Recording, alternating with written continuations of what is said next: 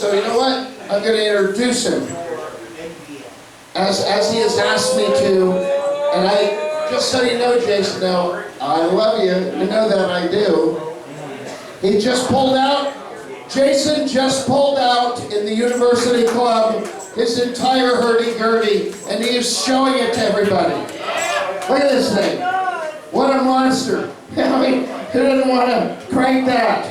Come on now. Anybody? Anybody? Hey, Daryl. I know you're talking over the show, but when you get a chance, can you just lower the lights a little? Shut the fuck up! We need more sex. We just need a little more sex appeal over here. Just turn it. Just give us a little darkness, so some of the people in here have a chance of getting laid. That's not the right way to say it. Oh, that's nice. Oh, that's good. Yeah, there it is. Thank you, baby. Thank you, baby. Okay. Listen, you're in charge. Anything you want. No, right.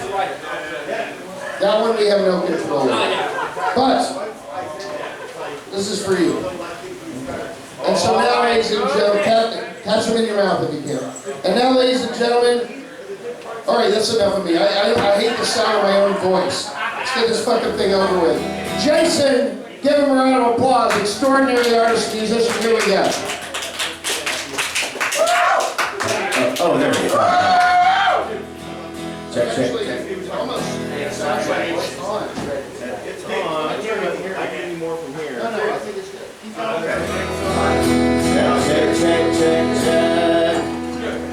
Check. Now I gotta move back where I can see. I'm gonna have to change my glasses. Try that if you read or anything. Alright. Yeah, of course. Yeah, so there's a fine line between. Jason, everybody! Hi. Yeah, so there's a fine line between eclectic and eccentric. And when you wear glasses, that line is really fucking blurry. Also when you don't remember all the words to the songs you're just now learning. No. Yep, that's 6 1/2 lizard. All right. The perils of aging. But anyway, we're gonna take you on a little bit of a fantasy trip. It's a bit of a bandit tale set in a little bit more of a fictional kind of Dungeons and Dragons universe. So, this is called Threes Take Three, and I believe this is written by Leslie Fish. Hey, bro!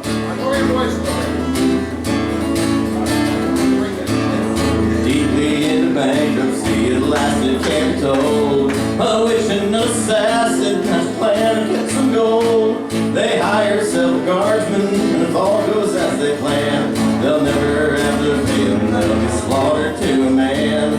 3 holes in their contract, termination for no cause, no workman's compensation, and no life insurance clause. Here we go. Disguised as honest women, they haggle at Joe. A payment from a businessman whose first and foremost goal is vengeance for a daughter lost in one of the attacks. He figures he'll deduct and when the king collects his tax. 301 they seen the guard who guard a secret plot. A lady who's no lady and the maiden who is not. Among the guardsmen drips the gems of costly size. The witch perceives he also wears some magical disguise.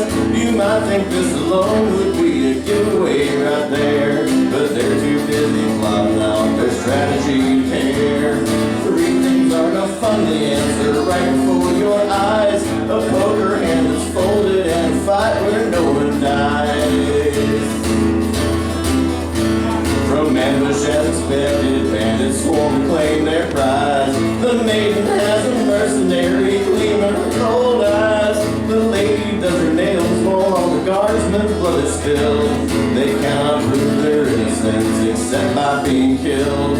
3 things are most perilous: a victim with a grin, a secret short on in-arm, and a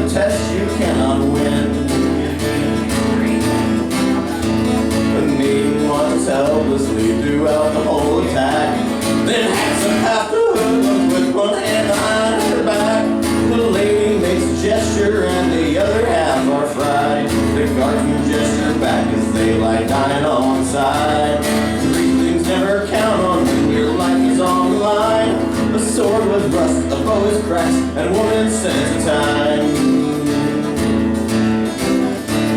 The witch decides which shape the traitor's punishment will be. Her positive self-image is revealed for all to see. The worst thing she can think of is not a newt or powder toad. She turns into a woman and then sends him down the road. Three things that you'll never find: a hen's tooth on a goose, a woman's sense of humor, and chameleons you turn loose. 3 easy steps to justice were to grab the guards in doubt, then butcher the whole bunch and let the goddess sort them out. They spare a few sad glances and the loyal men cut down, and then they count their booty and ride laughing back town. 3 survive unscathed: the mage whose sword knows every trick, the fighter who's a cleric, and the guard who called in sick.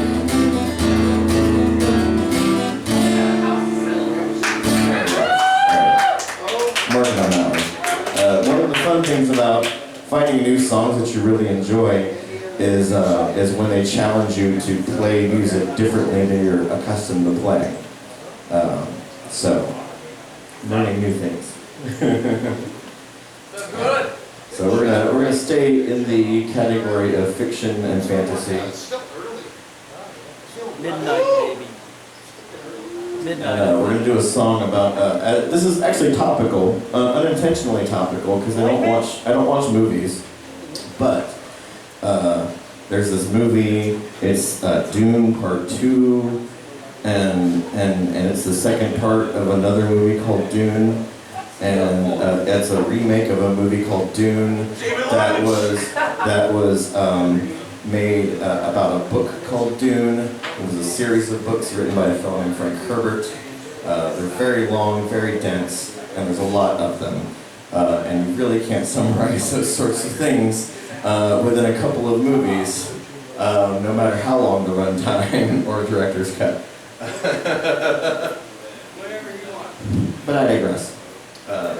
So this is a song about Dune.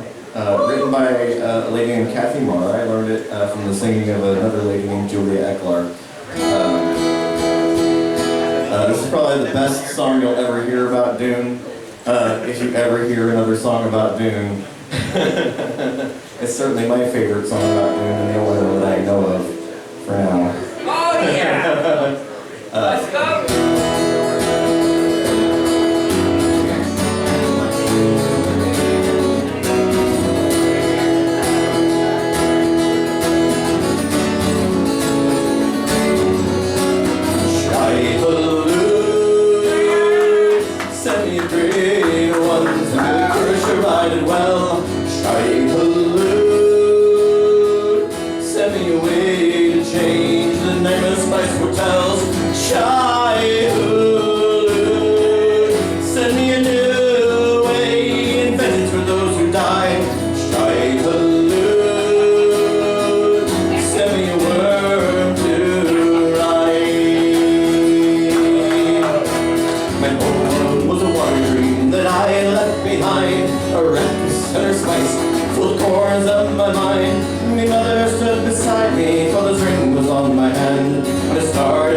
Drumming and across the desert sand. I learned the ways of running, and I taught them mine as well. We trained in our beach race as fierce as any spot in hell. I had to prove my manhood, and I wished the whole command. So I started up the drumming, and I waited hooking.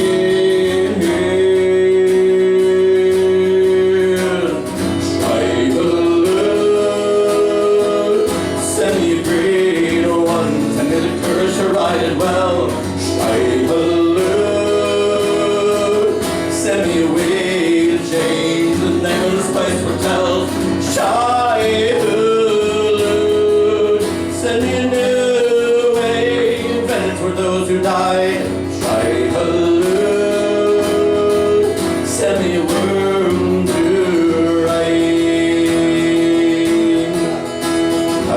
the Maker's waters. I searched each future path, and nothing in my visions can prevent the days of wrath. So I gather up the army for a final bloody stand. We start the thumpers drumming, and we ride across the sand. The tales and songs will live beyond the ending of my days, and all that I have felt and loved will pass too soon away. I walk into my future, knowing every step by heart, and none will ever dread how much I guess, and none will ever guess how much I dread to play my part.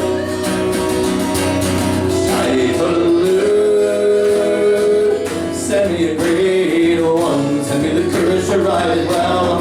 Shai-baloo, send me a way to change the nameless place hotels. Shai-baloo, send me a new way and vengeance for those who died. Shai-baloo, send me a worm to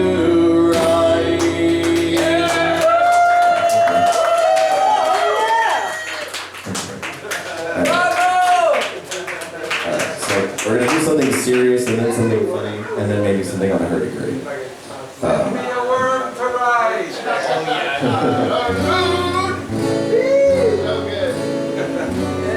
No, hallelujah.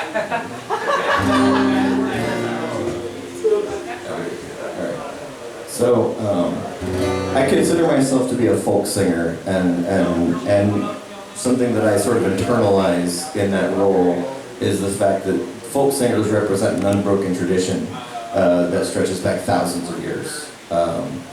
They weren't necessarily called folk singers 1,000 years ago in Europe. They might have been called bards or minstrels, or in Scandinavia they would have been the skalds or the harpers of Ireland. And even like shamans in other cultures and stuff, and they kept the stories and the history in song. And there's traditions in shamanistic traditions where everything's passed down in song, and you have to like learn all the songs word for word, like thousands and thousands of verses and stanzas. But that is part of the tradition of folk music, because those songs that were passed down through these leaders would become common folk songs, which is the definition of folk music. But part of the purpose of folk music is to capture time and place in history, and to speak of the truth. And so this song was written by a fellow named Jim Boyce. He's an Englishman. He wrote this in 2016, and this is about the plight of the Palestinian people. It's called Children of Palestine.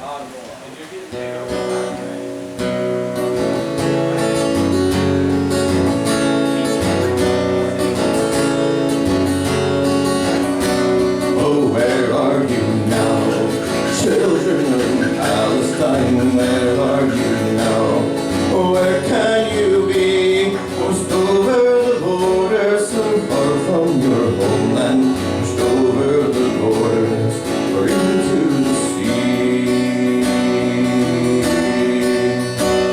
And where are your villages, children of Palestine? Where are your villages? Where can they be? Flattened by bulldozers, covered in concrete, gone from our heritage, there to be seen. And where are your olive groves, children of Palestine? Where are your peach trees? Where can they be? Supplanted by forestry, playgrounds and car parks, haunted by ghosts and forgotten dreams. And what of your homeland, children of Palestine? What of your homeland? Tell it to me. Bombarded by missiles, lit up with white phosphorus, walled in and cut off, there to be free. And what of your future, children of Palestine? What of your future? Go tell it to me. Well, that's while others betray us? That's the wrong question, as you plainly see. And what of your history?